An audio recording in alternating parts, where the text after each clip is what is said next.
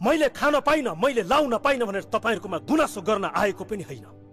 तर हामीलाई देखाएका ती सपनाहरु त पूरा गर्नुस्। त्यो त पूरा हुँदै जान्छ नि भाइ, कति त पूरा पनि भइसकेको छ।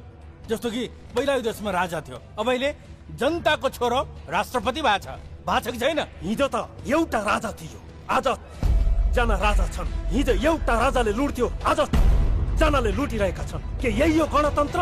यो सूर्यले तपाईहरुलाई सत्तामा पुर्याउनको लागि मात्रै बन्दुक बोकेको व्यक्ति हैन, यो देशको 3 करोड जनताको भाग्य र भविष्य कोरिन्छ भनेर तपाईहरुको पछि लागेको व्यक्ति हो।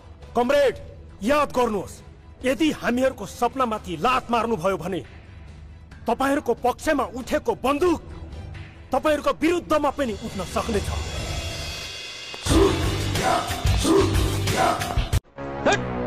यो त अति भयो। हैन, यो देश चलाउने यिनीहरु के हामी? त्यही त 30 वर्षदेखि राजनीति गरेर आउने हामी। अनि यी जाबोहरुले भनेर हुन्छ भोट्नु पर्छ, यिनीहरुलाई भोट्नु पर्छ। ड्याडी, चुप लाग। मेरो कुनै छोरी छैन, यसलाई पनि मार्दै।